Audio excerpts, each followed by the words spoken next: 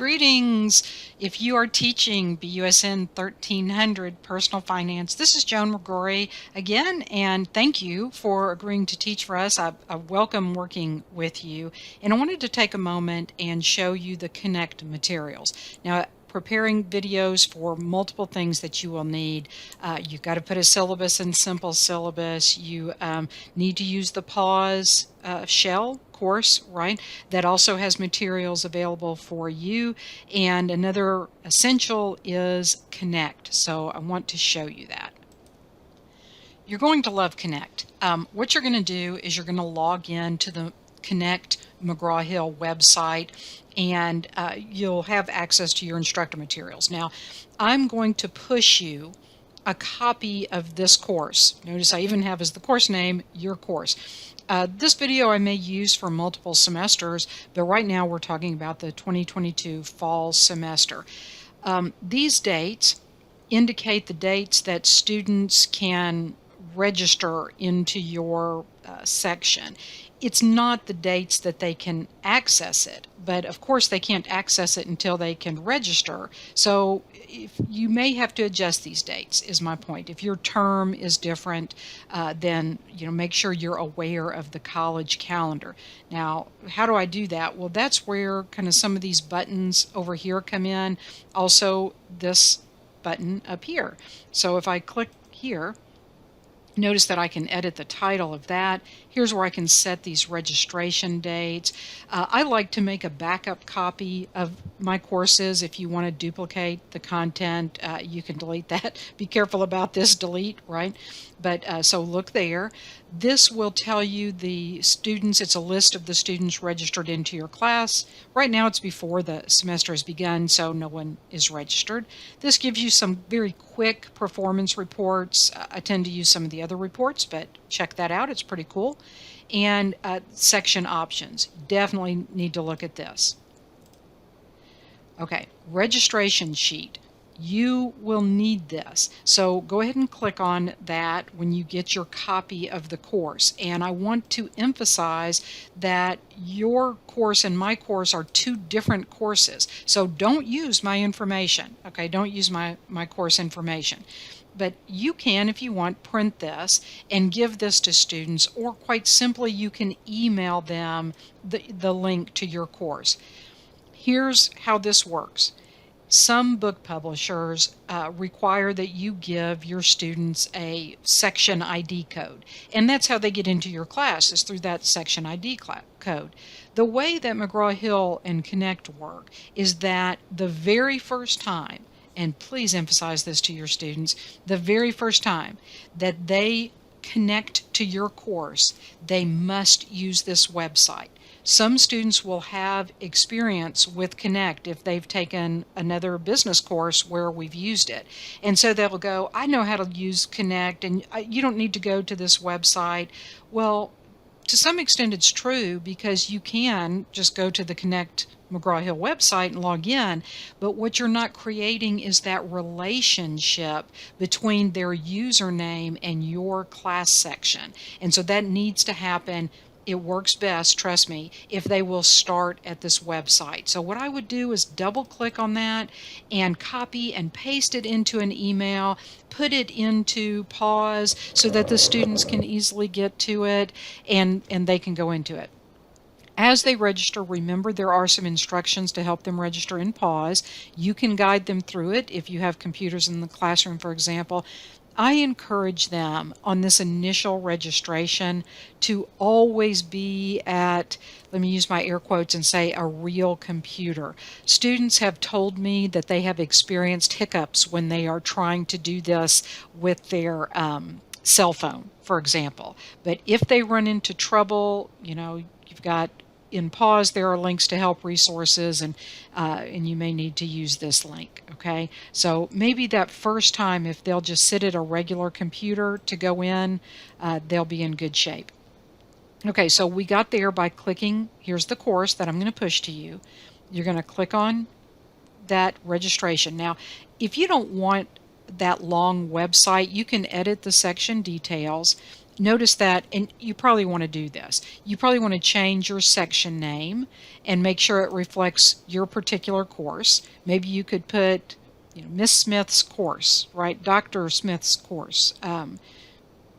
Whatever the class name is, perhaps if you're teaching also dual enrollment at a high school, maybe you can put that there. Anyway, you get the idea. For the web address, notice that the first part of it is fixed. The only part that you can change is this last part. It will check it to ensure that it's unique, so you kind of have to try to come up with something. But if you're emailing them the link, it doesn't tend to matter too much. But you may want to change the section name. What else? What else? You're not going to necessarily share it, but you can, again, duplicate, copy, all that kind of stuff. But take a look at that. And again, this is a list of who is enrolled in your course. And there are, so I don't have any students enrolled right now, so I can't really show you. But I do encourage you to check that out because if you have a student who will consistently need time and a half, for example, you can set that to the student level. Also, if a student drops your class, you can come into the class roster, and you want to do this for their benefit as well as for yours. You want to, you can suspend their account. You can also delete their account because sometimes students accidentally create like 2 or 3 logins, and you don't want that. So you can come here and you can delete those or suspend it. I said it's for their benefit because if they repeat the class, sometimes they can get credit for that money that they've paid. They have to talk to McGraw-Hill about that. But I'm going to go back to my courses. I have a lot of courses, so I'm going to pause the video just to spare you all the searching. So I'm back at my class, and to go into the course, I would normally just click on the course name. This is the very first time I've gone into the course, so it's giving me an overview. This will only display this one time. Click on Section Home. Okay, now this is what it looks like to you, the instructor. You'll notice also there's a new interface that Connect is pushing out. I'm going to stick with the old for now so that I am more competent. If you want to see what the students would see, let me show you that real quick. Is very nice for the students to see. So what do I have here? Well, a couple quick things to tell you about Connect. Everything they need in terms of their ebook is inside of Connect. They've purchased it, they have it. But some students will say, I also want a print book. Now, you have to emphasize to them, if they want a print book, it is additional money. Okay, so they would have to pay for that. And some students do. Some students like that. So if they want to purchase a discounted loose leaf copy of the book, I believe they mail it directly to their house. Pretty low cost there. There's some information about our book. This is nice. This is the download to the Read Anywhere app. So if they want, they can download the book to their phone using this. You're not going to have any recorded lectures. That's an additional purchase that you have to make. So anyway, so there's things there they can look at. Now, right now, these assignments are locked, and that's what that means right there with that lock on them. Might need to change that so I can demonstrate this to you. These are 2 tutorials, and I would encourage you to have your students go through them. Just gives them an overview of some tools within the class. Everything is organized in terms of folders. Let me scroll down. And how many things are in each folder, you can see, right? Down here, here's even the test. So you can see that, right? So let's start out. I'm going to expand this folder, and I'm going to look at my materials as I come into this class. Now, this reminds me of something I want to tell you. All of these, except the narrated PowerPoints, are locked right now. And I can see that this is not locked because it has this little arrow right here. And that's great. I'm going to show that to you. I will quickly show you. I'm going to unlock some of these, and I'll quickly show you these assignments. They have their Smart Book. This is both an assignment as well as their book. They can always access the book. They will not always be able to earn points. Okay, so just be aware of that. This is the video quiz, test prep, application, activity, and these are really great, these narrated PowerPoints. I can click on that and, begin this. Okay, yeah, and this is just a note to tell them this is something optional they can look at, and if they click that, it should go straight in.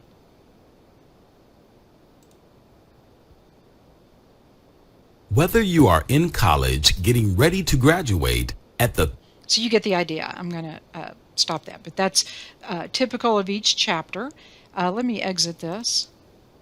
And I'm going to pause for just a moment so that I can show you some of these assignments, okay? I was going to pause, but let me show you this. I'm going to return to the instructor view, and let's do some of our first settings together. These are set to open the first day of the semester on August 22nd. Remember that the students couldn't register until your first registration date.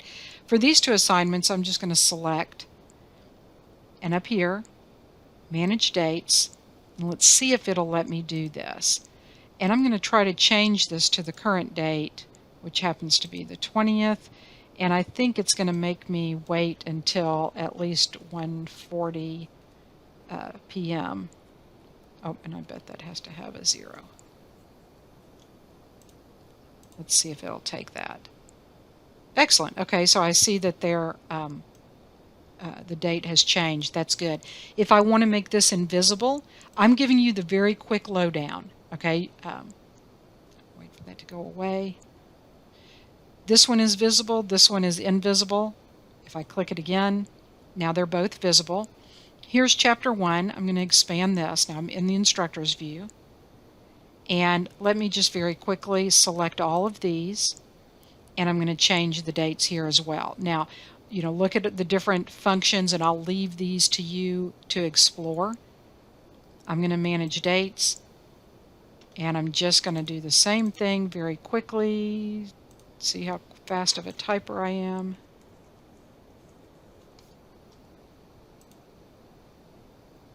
Good. Hopefully that will get me in under the radar. So those are open now.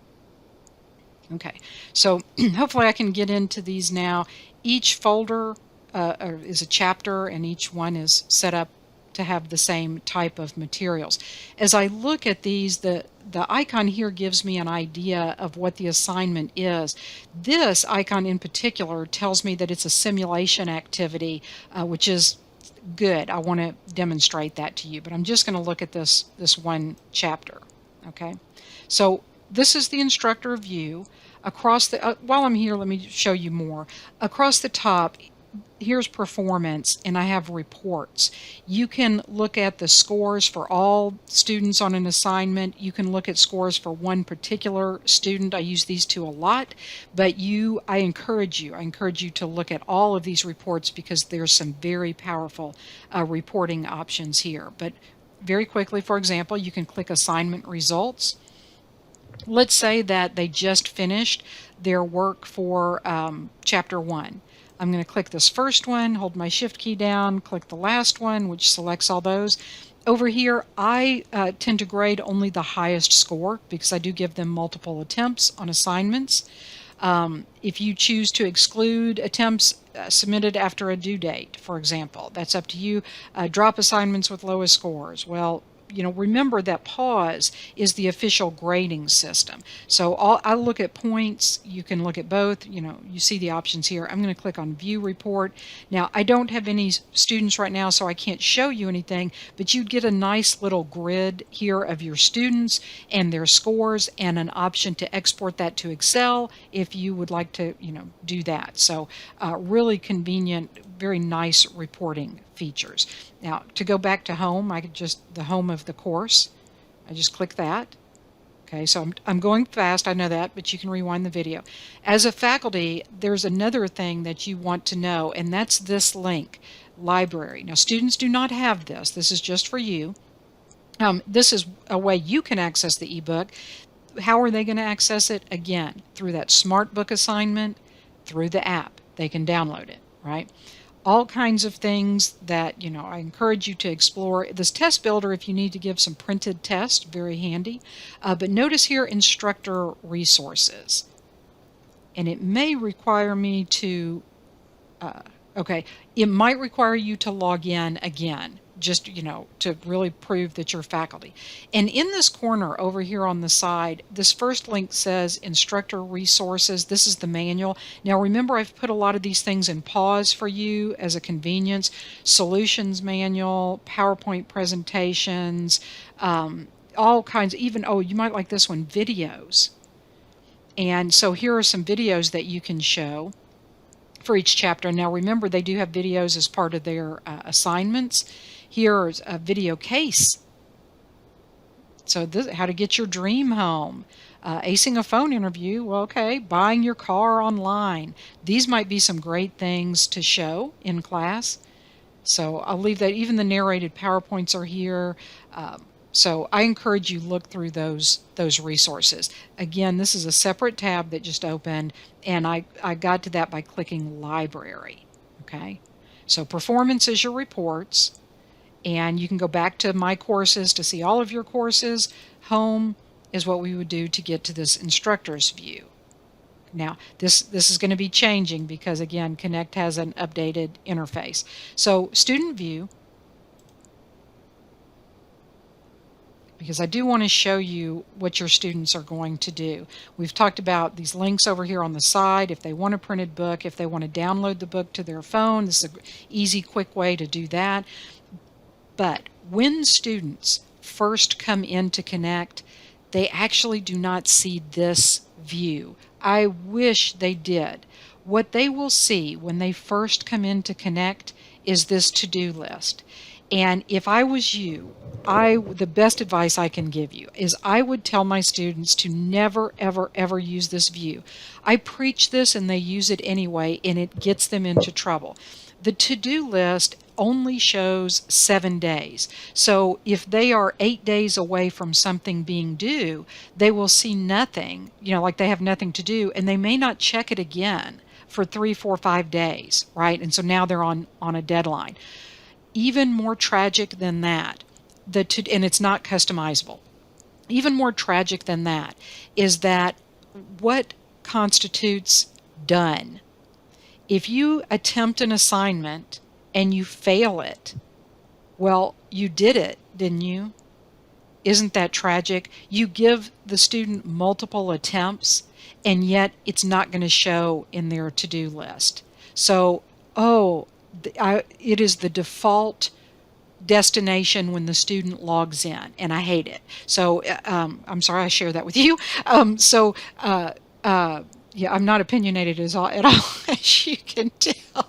So anyway, thank you again for teaching this. If you go back to menu, they have a calendar view. What I really emphasize to them is click those 3 bars. This also, by the way, is where they log out. Come to classes. If they have multiple Connect classes, they'll see them all here. I'm going to click on ours. Now we're at the view that you and I arrived at immediately. Once they're here, they see these tutorials, but the other assignments are in their chapter folders. Now they're open. So let me begin very quickly with SmartBook. I need to click the blue arrow. You would think clicking over here, no, got to click the blue arrow. It gives you some information. Begin. I want to show you this.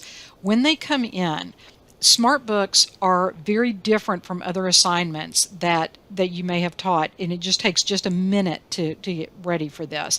Notice that it says that they're going to have 20 concepts to cover. It's estimated 36 minutes, but it could take longer. It could take longer.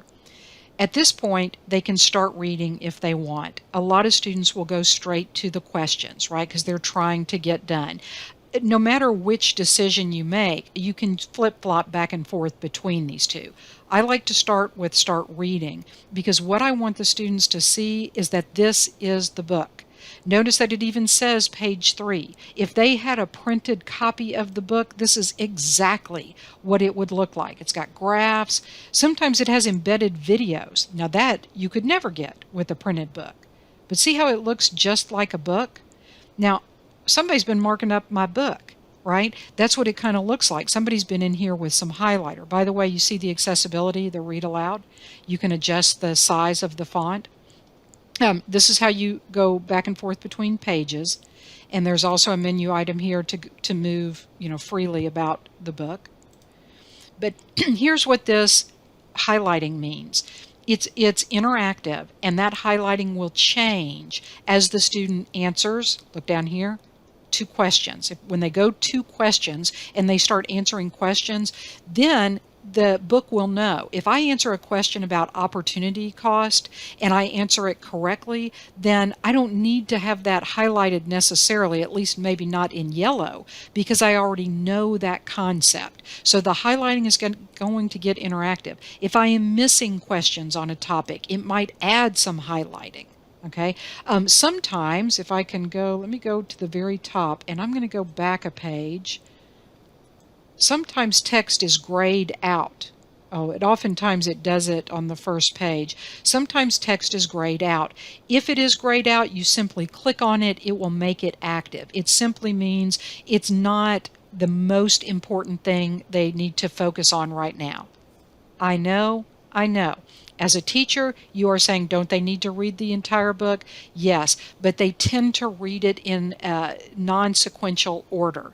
They tend to say, what is the question? What is the information I need? Tell me the answer, because I need that knowledge just in time. So tell me now. So it keeps them engaged in the book.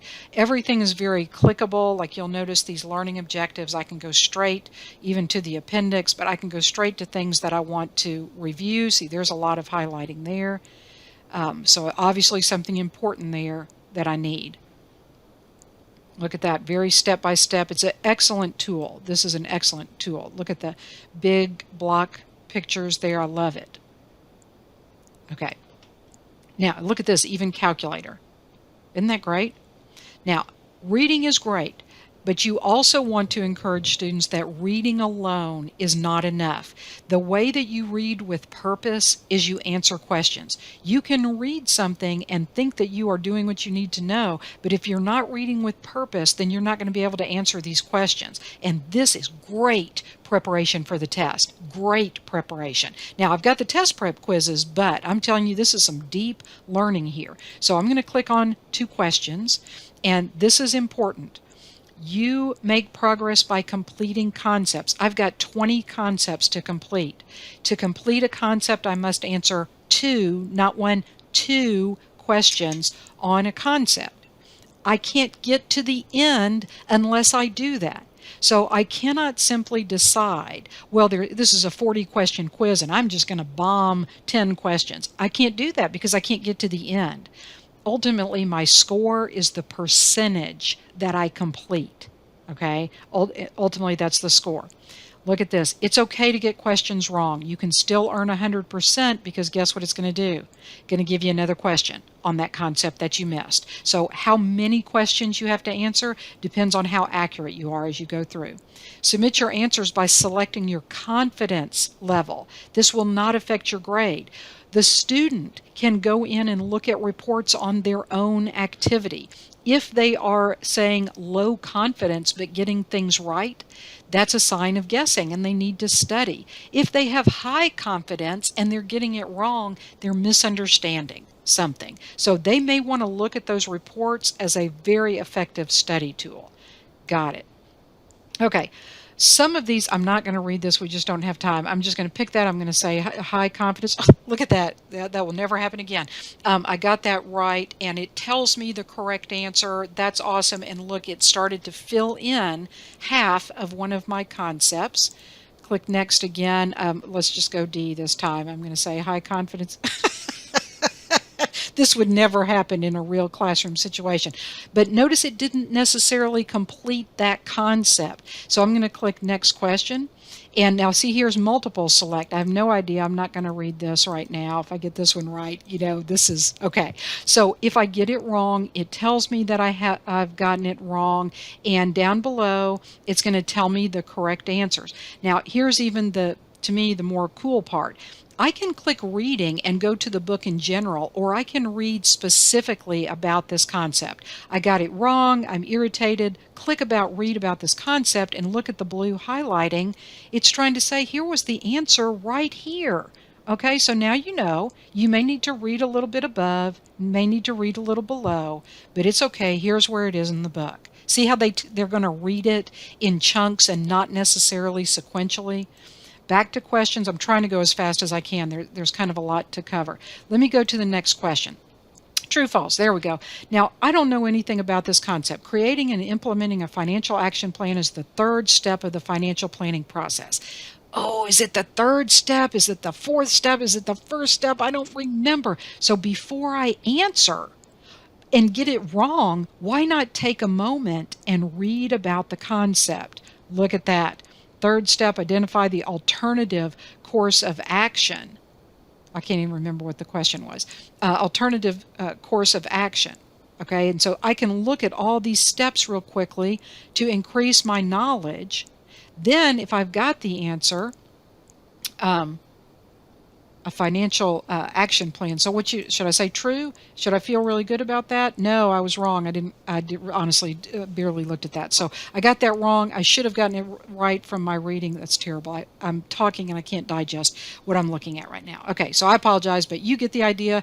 And of course, when I miss it, you'll notice I'm not making progress. That's why I did that, to demonstrate that if I miss it, I'm not making progress. So I do this and do this and do this, and at any time, as the student, I can exit the assignment, it'll be here, and I can come back, and it'll start right back up where I left off. So if I go right back in, and, let's say continue questions, or I can continue reading, and, I've still got my two concepts, and I can continue. Now, here's the cool thing. After the due date for this assignment passes, August 29th, 2022 comes and goes. This is the book. I don't want to take this away from them. So guess what? This will display the word recharge. And that means it's still available. I can still go in here and read my book. I can still go in here and answer questions, but it will not change my grade. So it stays available, but the points stop. Notice that this closes at 11:55. I'm telling you at 11:55 in 1 second, there's no more points, even if the assignment is open and they are actively working. Okay. Now the system prompts them, but you want to drive that point home. This is their book and it's always available. Video quiz, very quickly. How many attempts do they have on this? Unlimited, 20 points. You want to keep this unlimited. They're going to love this. I'm going to go as fast as I can. Continue. Okay, now there's a lot of video. Look at this, part 1 of 3. So what you need to do is look down here at the bottom. Okay, not submit. You want to look down here at the bottom and look at this, 3 of, and it actually says 21, right? So there's a question. If you don't scroll down, they'll miss it. And it gets frustrating because they don't even understand why they're missing the question because they never saw it. So it's going to play a little video. They're going to answer a question. I'm going to click next. Notice that this is the same video, so it's another question on this video. Let me keep going. New video. So these are short videos. They're highly chunked. They're just a couple minutes. They do have closed captioning. They can speed up the reading pace. So this is really great. And these videos, let me tell you, they are key. When I look at evals at the end of the semester, one of the things the personal finance students rave about is these videos. They love them. Okay, so you get the idea. Look at that, future value of annuity, and it explains it. In this video, we're assumed that the compounding period that we are using is annual. So we have a problem to solve. The problem says, what is the future value of $3,000, deposited each year for 10 years, invested at an interest rate of 5%? So let's look back at our variables. We have the payments that are $3,000 each. We have the time period. Really like this. They can 10 years. Pause it. We have they the can interest replay rate, it. which is 5%, 12.578.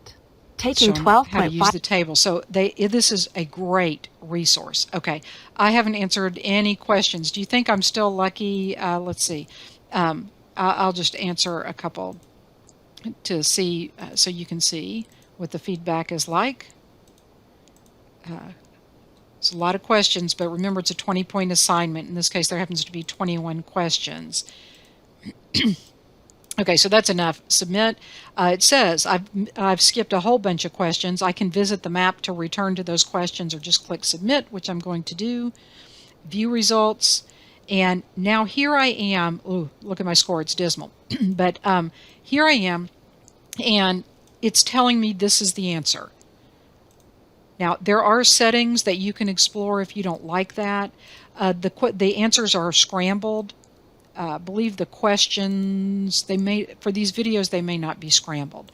I consider this lecture, so I'm not, the point value to me is about the incentive to have them do this, because so much learning takes place here. Very similar to the Learn Smart, right? It's really a learning homework activity, but they can go through. What question was I on before I started answering? Was that like 9? Yeah. Okay, so I missed this one. My luck ran out. I missed this one, but it's telling me the correct answer. Okay? So look at this explanation. So not too much, but just a little bit more. All right, so it does that. Again, I can go back in and I can try to improve, right? So Smart Book, video quiz, test prep. Now, what is test prep? Here's my goal behind test prep. Test prep, you'll notice, is only 10 points because such deep learning occurs in the Smart Book and the video quiz. But what I want them to get out of the test prep is the feeling of the test. It's timed. You notice that 60 minutes. That unnerves some students, so I like for them to get used to that. I do give them unlimited attempts on this, but guess what? Big pool of questions. Questions are scrambled. Answers are scrambled. So the tests are unique in each attempt as well as across the different students. Okay. Here's what I always tell them. I'll demonstrate the test to them and I'll say, do you think you got that right? And then I'll click next, and not submit, but next. I also encourage them to understand that if I save and exit, the countdown timer keeps going. But here's the thing. I don't know if I got that first question correct or not. I'm not going to know until I get to the end of these questions. So that can be a little unnerving for students. Remember, this is a test, but if you remember from the syllabus, the test is low points, right? The hardy work, the big test is low points, but this is just a test prep because it's really reviewing some of the concepts, especially from the Learn Smart. So good enough, click view my results. Again, here's the feedback for that. I think you'll like the students like this. I think you'll look, I got this wrong, so it's telling me if I didn't answer it, it tells me. So nice feedback for them to review. Application activity. I showed you the narrated PowerPoints. They will like those too, I think. Especially if they think they already know some things. Through that PowerPoint, they can play it quickly and they might go, oh, I don't know that. Let me go watch these videos, right? Application activity. This happens to be a simulation. Now, let's see. Let me randomly. They're not all simulations. Goodness. The symbol will look different is what well, goodness. Okay, I have a lot of simulations. Okay. So, chapter 1, I'm going to click this simulation and begin. Okay, unlimited attempts. Look. 5 points. 5 points. They have so many assignments, and this Smart Book, it takes time. The video quiz, it takes time. Test prep quiz, faster, but very good reinforcement. Now this is, like I said, something that if you can do in class, even as a group, I have pulled this up on the board before and said, okay, you know, let's do this together. Okay, so gives me an idea. In this activity, you'll play the role of Jamie Lee Jackson's mother. I'm trying to go quickly. Jamie Lee's 23, has recently decided to switch from attending college part-time to full-time. Help her make a smart decision. Continue. I know this is long. Bear with me. Additional help, it's telling me, is up here. Thank you. Got it. Okay, so tells me what I'm looking at. Estimated time, 10 to 15 minutes. Read. Make sure that you do. Okay, with them, or that they do. And okay, so here comes Jamie Lee, and just having a conversation, or the narrator says that, and this is Jamie Lee Jackson. She says, "Hi, Mom, I've decided to switch from attending college." There we go. So continue. Jamie's mom says, basically, can you do that with your part-time work at the bakery? Yes, but I want to keep my job. I dream of having my own cafe. Continue. We'll have to make some goals. Okay. Continue. Name 2 opportunity costs that might be considered in Jamie Lee's situation. So here's a list. And so this is how it's interactive. Select all that may apply. May have to delay. Okay, now let's see. Across the top, I have not earned a score yet. This will display as I answer a question, and then it will continue to update. So it told me name 2 opportunity costs. May have to delay getting a place of my own. More time to socialize, I don't think so. Less time to socialize, maybe that $500 if I read, maybe that would be relevant. Let me submit. Analyze the process for making a decision. Oh, so I got 4 of 4. My score has not updated, maybe because I'm instructor. Continue. But look, I got it all right. See my check marks? Continue. I'm looking for my score. I guess I don't get a score as the instructor. You'll see it. The students will see it up here at the top. Okay. So it says some more stuff, and I'm going to continue on through here. I don't want to make this too long. I want to continue through here. Now, here's the thing. This will get. I'm so glad this did this right when I needed it to. You will get different information over here. Sometimes there's even tabs of information for them to look at, and sort items on the right. Oh, what are Jamie Lee's short-term? Oh, okay. This is a drag and drop. Okay. Oh, okay. I'm sorry. I have to think for a minute. Please forgive me as I'm trying to. I know I'm wasting your time, but I'm trying to show you. So let's just put some things up here. Okay, I'm not even gonna. Okay, gotta get it. Let's maybe do something like that. Okay, so there we go. Let's submit. Oh, look at that. I did well. Okay, so here's my goals. When I miss something, it's a very conversational interaction that it has. Okay, so I don't even know what's going on here. I don't know what they're telling me. I don't know. Let's just say I have no idea what the question is. I'm just going to say $5,000. That's probably. So I have a total debt. Okay, see how it's conversational? Mom, that doesn't sound quite right. Hint, don't forget to include all the liabilities and only the liabilities. So now it's going to ask me again. I don't know, $4,000. Submit. $4,000, Mom says. That still doesn't sound quite right. So I don't know. What do I have? $500? So you can kind of see. So it's very conversational. And then finally says that was the 3rd incorrect attempt. It says this is what the number should have been, and it explains to me how to do that. Now remember, I can go back through this and I can try different approaches. With simulations, it's a little bit different than a direct problem solving because sometimes you can have different outcomes. Okay, so depending on how you answer, it depends on the simulation in this particular class, but you can have different outcomes. So in this case, if each student is responsible for completing this assignment, perhaps they want to collaborate or you want to use this. This is a 5-point assignment as a team or a partner activity. And then at the end, one of them has to explain. You go back through and answer. They have to keep notes maybe on how they answered questions and go back through. Or you can, again, have this up on the projector at the front of class and answer this as a team. Row 1, you're going to answer the first question. Row 2, you're going to answer the second question. See what I mean? So you could do this. It's not the same as doing it for them because then they still have to do it, but it helps them. It's a teaching exercise, a teaching tool. Okay, I haven't finished. I'm closing. That's okay. Okay, so that is a simulation activity.